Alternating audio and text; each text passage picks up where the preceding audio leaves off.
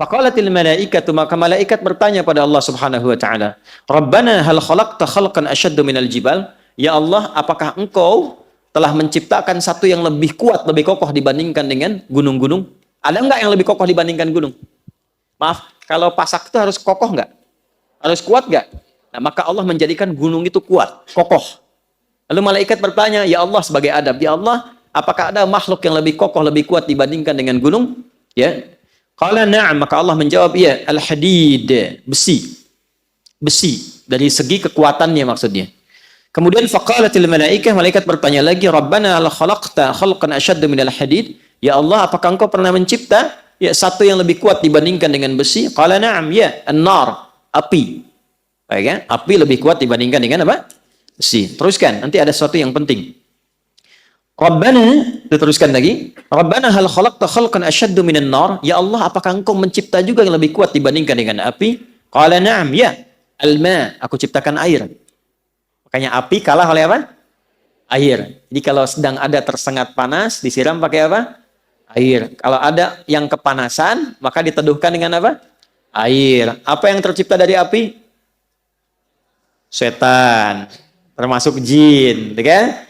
Maka orang-orang yang terprovokasi oleh jin, oleh setan, sehingga keluar amarah seperti api, wajahnya memerah, kata-katanya kotor seperti api, menyambar-nyambar, tangannya bereaksi seperti api, menyambar-nyambar, panas, melukai, menghantam. Ya, yang seperti, mohon maaf, dilukiskan di Quran surah ke-15 ayat 27. Wal janna khalaqnahu min naris min qablu min naris samum. Para jin kami ciptakan dari api yang menyambar-nyambar. Jadi kalau ada orang terprovokasi oleh was-was syaitan, alladzi yuwaswisu fi sudurin nas, terprovokasi sampai berubah wajahnya memerah seperti api, memerah. Ya, keluar kata-kata yang kotor, menyambar-nyambar, tangan, kaki bereaksi dan sebagainya, maka padamkan dengan air. Tenangkan dulu, posisikan. Api itu kan kalau ditundukkan, kalau kita turunkan posisinya, diturunkan, api yang besar tuh, bawahnya kemudian kita korek-korek jadi turun kan? Ya kan? Makanya kalau berdiri kata Nabi duduk dulu. Kalau sedang marah dan keluar, duduk dulu. Supaya dengan posisi rendah itu lebih tenang. Jelas? Kalau enggak rebahan dulu. Turun dulu, turun. Kalau masih terbawa, setan masih provokasi, maka padamkan dengan air. Wudu. Wudu. Sholat 2 rakaat. Supaya tenang. Karena sholat itu menyatukan semua bentuk zikir. Doa ada di situ, istighfar ada di situ, tawakal ada di situ, sehingga ketika turun sujud lebih tenang keadaan dirinya, lebih tenang untuk mencerna. Itu yang salah satunya kita bisa ambil dari manfaat hadis ini. Teruskan. Ya Rabbana, Rabbana hal khalaqta khalqan asyaddu minal ma? Ya Allah, ada enggak yang lebih kuat dibandingkan dengan air? Qala na'am, Allah menjawab, ya. Al-hawa, udara. Ya, udara. Kemudian faqalu, malaikat bertanya lagi, Rabbana hal khalaqta khalqan asyaddu minal hawa? Ada enggak yang lebih kuat dibandingkan dengan udara? Ya. Qala na'am, ya. Nah, ini yang ingin saya katakan. Perhatikan baik-baik. Ini mahal sekali. Ini rahasia kedua yang ingin kita bagi. Kalau sudah dapat, coba tekuni amalannya. Maka biasanya kalau ada sesuatu yang dahsyat, itu pahala dan keberkahannya nggak biasa. Ya. Na'am, ya. Ibnu Adam, jika ada anak cucu Adam, yatasaddaqu biyaminihi fayakhfa dzalika an syamalihi.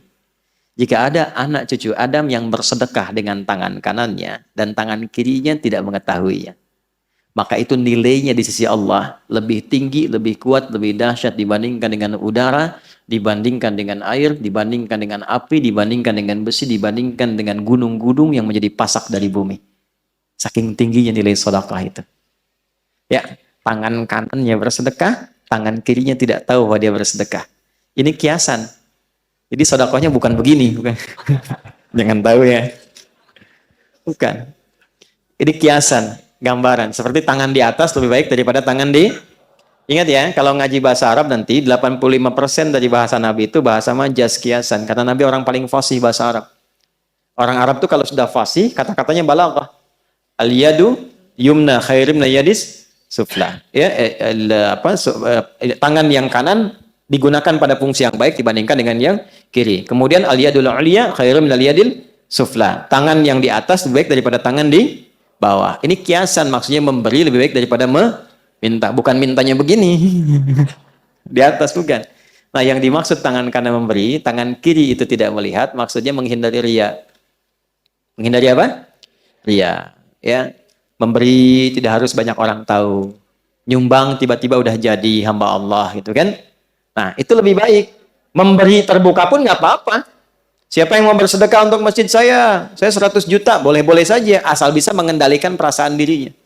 Ya, saya Pak, 100 miliar, oh Masya Allah Pak, tapi tolong buatkan spanduk dari Sabang sampai Merauke. Saya itu, fotonya yang besar gitu. Nah, itu persoalan. Nah, jadi ternyata saya mau berikan rumus sedekah itu. Kalau dilakukan dengan niat yang ikhlas, itu nilainya tinggi di hadapan Allah sampai mengalahkan kuatnya pasak gunung yang menjadi pasak bumi. Kuatnya gunung yang menjadi pasak apa? Bumi. Ini bahasa kiasan. Maksudnya apa? Saking tinggi nilainya di sisi Allah, itu sampai mengalahkan kekuatan gunung sebagai pasak apa? Bumi. Makanya kalau ada orang bersedekah dengan bentuk harta, itu nilainya di dalam surah Al-Baqarah di ayat 261. Itu paling sedikit 700 kali lipat. Berapa? Paling sedikit ya, karena ayatnya suka dipotong sampai situ padahal belum selesai. Matsalul ladzina yunfiquna amwalahum fi sabilillahi kamatsali habbatin ambatat sab'a sanabil 7 fi kulli sumbulatin mi'atu habbah 100. 1 kali 7 kali 100. Berapa?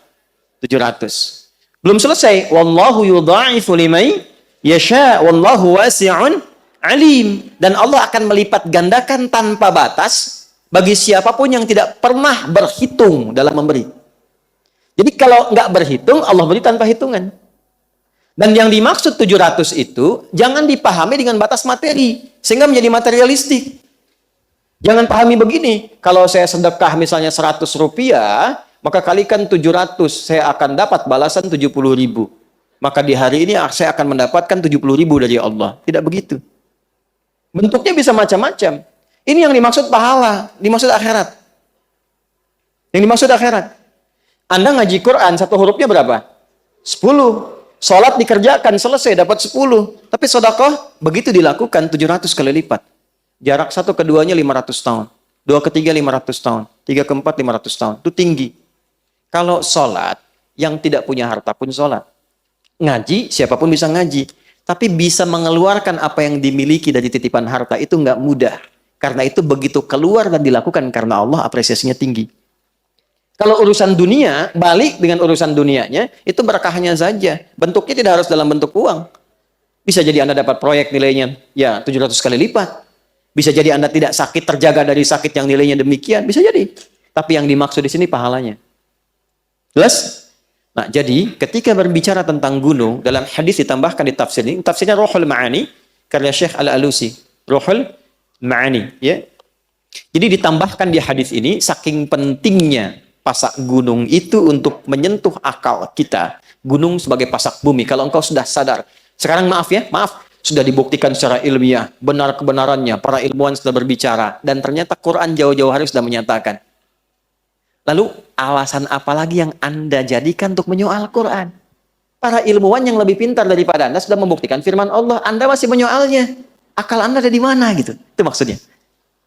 Jadi kalau masih ada orang-orang sekarang yang iseng menyoal isi Quran, memotong-motong, ngambil, bicara tentang jilbab, bicara tentang ayat tahajud, bicara tentang masjid, potong-potong ayat tentang ini dan itu, memotong ayat tentang surga, bicara tentang neraka, ya, dipotong-potong dan sebagainya, dibalik tanya oleh Quran, hei, yang paling pintar aja sudah membenarkan apa yang Allah sampaikan. Ente yang kepintarannya nggak nyampe situ masih menyoal, otaknya masih ada nggak?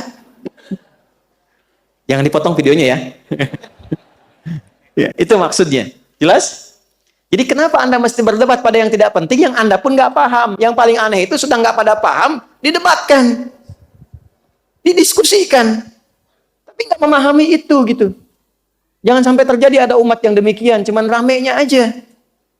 Ya, muncul persoalan ini rame dibahas gitu kan. Ada hubungan juga enggak, anak belum dimandiin, gitu kan? Ya, pekerjaan belum disiapin, rame bahas KDRT. Halo? Kenapa? Betul nggak? Iya. Mendingan kita daripada ngaji. Daripada begitu kan mendingan ngaji kan? Jelas dapat pahala. Ya kan? Nyiapin anak-anak. Dekatkan pada yang baik-baik. Coba, yang ngalamin bukan Anda. Tuh kan? Anda bahas gak jadi solusi. Anda kasih masukan gak nyampe, gak didengar. Ngapain capek-capek membicarakan yang bukan bagian Anda? Dapat apa? Update Ustaz. Jelas gak? Paham ya?